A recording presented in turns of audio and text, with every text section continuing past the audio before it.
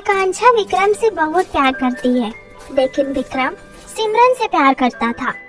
विक्रम और सिमरन दोनों की शादी हो गई और आकांक्षा अकेली रह गई।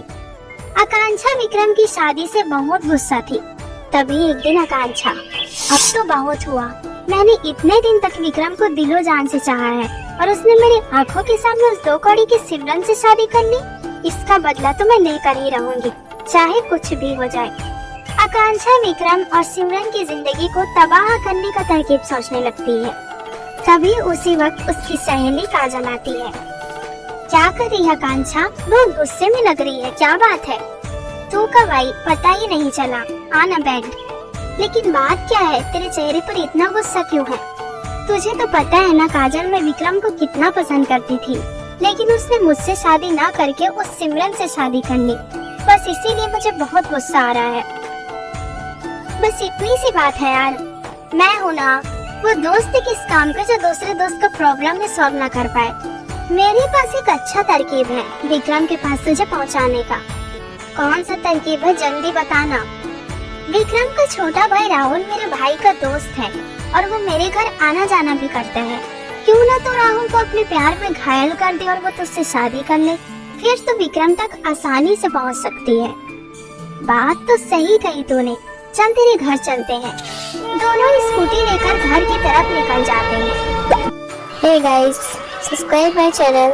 जैसे ही दोनों घर पहुंचते हैं, राहुल और काजल का भाई संदीप दोनों हॉल में ही बैठे रहते हैं। राहुल थोड़ा शर्मीला लड़का था। जैसे ही वो काजल और आकांक्षा को देखता है, संदीप, अब मैं घर चलता हूँ, कल मिलते हैं। पर राहुल इतनी जल्दी क्यों है जाने का? संदीप कैसे बोलते तक वो निकल जाता है। तभी काजल कहती है, जा जा राहुल के पीछे जा स्कूटी लेकर और उससे बात करना। आकांक्षा भी उसके पीछे चली जाती है। दीदी, ये सब क्या चल रहा है? छोड़ना दोनों को जाने दे, चल मैं तुझे मैगी बनाकर खिलाती हूँ। क्या सच में दीदी? हाँ सच में।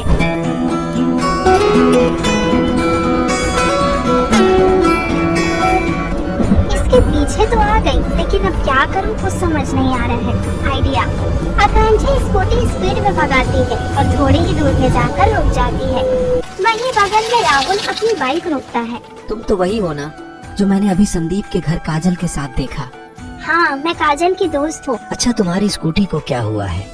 पता नहीं, चलते चलते अचानक से रुक गया, समझ नहीं आ रहा है। अच्छा, तुम मेरे साथ चलोगी? मैं तुम्हारे स्कूटी को गैरेज में छुड़वा दूंगा। ठीक है, तुम मुझे घर छोड़ दो। राहुल आकांक्षा को अपनी सॉलिड बाइक पर बिठाकर निकल जाता है। तभी आकांक्षा, सुनो जरा साइड में रुकना तो। क्या तुम कैफे में थोड़ा बैठना पसंद करोगे? इस कैफे में बहुत ही शांति होती है। हाँ, क्यों नहीं, चलो चलते हैं। आकांक्षा और राहुल कैफे में बैठे होते हैं। तभी आकांक्षा, राहुल क्या तुम मुझसे शादी करना चाहोगे? क्या कहा तुमने? मजाक काफी अच्छा कर लेती हो तुम।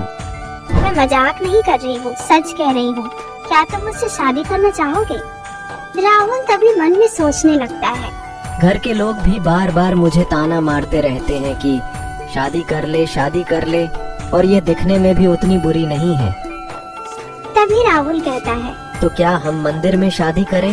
दोनों शादी कर लेते हैं और शादी के बंधन में बंध जाते हैं। आकांक्षा का पहला प्लानिंग पूरा हुआ, अब वो दूसरे प्लानिंग को अंजाम देना चाह रही थी। तभी आकांक्षा कहती है, राहुल तुम्हारे घर में तुम अकेले रहते हो क्या? कोई दिख नहीं रहा है। नहीं, अकेले नहीं रहता हूँ, मेरे भैया भाभी भी साथ ही रहते हैं। उनकी भी अभी अभी शादी हुई है, तो दोनों हनीमून के लिए बाहर गए हुए हैं। कुछ दिनों में आ जाएंगे। तुम जाओ, तब तक फ्रेश हो जाओ और थोड़ा आराम कर लो। मैं उतने से होटल से खाना ले आता हूँ हम दोनों के लिए। आकांक्षा बाथरूम में नहाते नहाते बड़बड़ाते रहती है, हनीमून मनाने गए हो ना तुम, आओ वहाँ से, तुम्हें अच्छा सरप्राइज मिलेगा। कुछ ही दिनों में विक्रम और सिमरन हनीमून से लौटते हैं। विक्रम जैसे ही घर की बेल की घंटी बजाता है, आकांक्षा दरवाजा खोलती है। विक्रम हैरान रह जाता है। तुम यहाँ कैसे? स्वागत है जेठ जी आपका और जेठानी जी। कैसा रहा आप दोनों का हनीमून? क्या बोला तुमने जेठ? ये क्या बकवास कर रही हो? भैया, आकांक्षा सही कह रही है, वह इस घर की छोटी बहू है। मैंने उससे शादी कर ली है। देवर जी आपने शादी कर ली? वाओ, बहुत अच्छी बात है ये तो। आइए देवरानी साहिबा, अब आप मेरी छोटी बहन है। आज से हम अच्छे से रहेंगे। सिमरन आकांक्षा को देखकर बहुत खुश हो जाती है। उसे ये नहीं पता रहता है कि वो लड़की उसका घर उजाड़ने आई है। सब कुछ अच्छे से चलते रहता है। तभी एक दिन सिमरन रोते हुए विक्रम के पास आती है। सुनिए जी, मेरी माँ का तबीयत बहुत खराब हो गया है। डॉक्टर ने कहा कि बचने की उम्मीद छूट गई है। अब मैं क्या करूँ? सिमरन बहुत रोने लगती है। तुम चाहती क्या हो बताओ। मैं कुछ दिन के लिए माँ के पास जाना चाहती हूँ। कम से कम उनके आखिरी पल में तो उनका सेवा कर सकूँ। लेकिन सिमरन मैं नहीं जा पाऊंगा। काम का सिलसिला बहुत ही बढ़ गया है। मैं छोड़कर नहीं जा सकता। तो माँ जी को मेरे तरफ से प्रणाम करना और उन्हें हौसला देना। ठीक है। Continue with part 2।